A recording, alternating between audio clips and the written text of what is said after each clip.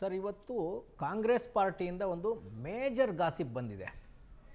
ಎಂಥ ಗಾಸಿಪು ಅಂತ ಹೇಳಿದ್ರೆ ಸರ್, ಕಾಂಗ್ರೆಸ್ನ ಬಹಳ ದೊಡ್ಡ ಲೀಡ್ರ್ ಒಬ್ಬರು, ತುಂಬ ದೊಡ್ಡ ಲೀಡ್ರ್ ಒಬ್ಬರು, ಇನ್ನೊಬ್ಬರು ಹೈಕಮಾಂಡ್ಗೆ ತೀರಾ ಹತ್ತಿರ ಇರುವ ಲೀಡರ್ನ ಮನೆಯಲ್ಲಿ ಕೂತು ಊಟ ಮಾಡ್ತಾ ಇದ್ರಂತೆ. ಹೈಕಮಾಂಡ್ಗೆ ತುಂಬ ಹತ್ತಿರ ಇರುವ ಒಬ್ಬ ಲೀಡರ್ ಮನೆಯಲ್ಲಿ ಕಾಂಗ್ರೆಸ್ ಪಕ್ಷದ ಅತ್ಯಂತ ದೊಡ್ಡ ಲೀಡರ್ ಒಬ್ಬರು ಕೂತು ಊಟ ಮಾಡ್ತಾ ಇದ್ರಂತೆ. ಊಟ ಮಾಡಬೇಕಾದ್ರೆ 2 ಪದಗಳು ಅವ್ರ ಬಾಯಿಂದ ಬಂದಿದೆ. ಆ 2 ಪದ ಬಹುಶಃ ಕಾಂಗ್ರೆಸ್ನ ಮುಂದಿನ ಏನೇನು ಕೋಲಾಹಲಕ್ಕೆ ಕಾರಣ ಆಗ್ಬೋದು ಅನ್ನುವ ಅನುಮಾನಕ್ಕೆ ಕಾರಣ ಆಗಿದೆ. ಆ 2 ಪದ ಏನು ಅಂತ ಹೇಳಿದ್ರೆ, ನಿಮ್ಮ ಪಾರ್ಟಿ ನನಗೆ ಈ ಥರ ಮಾಡಿಬಿಡ್ತಲ್ಲಪ್ಪ,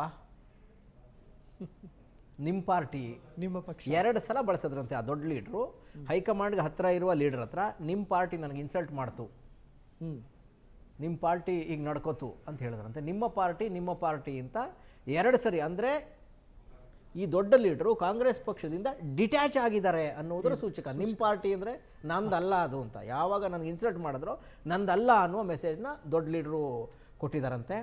ಅಲ್ಲಿದ್ದವರು ಯಾರೋ ಮೆಸೇಜ್ ಕೊಟ್ಟರು, ಈ ಥರ ಹೇಳಿದ್ರು ಅಂತ. ಬಹುಶಃ ಇದು ನಿಮ್ಮ ಪಾರ್ಟಿ ನಂದಲ್ಲ ಅಂತ ಬಂದ ತಕ್ಷಣ ನಂದೇನಿದೆ ಅದೇನು ಮಾಡಬೇಕು ಅಂತ ನನಗೆ ಯೋಚನೆ ಇದೆ ಅನ್ನುವ ಒಂದು ಮೆಸೇಜ್ ರವಾನೆ ಆಗ್ತಾ ಇದೆ.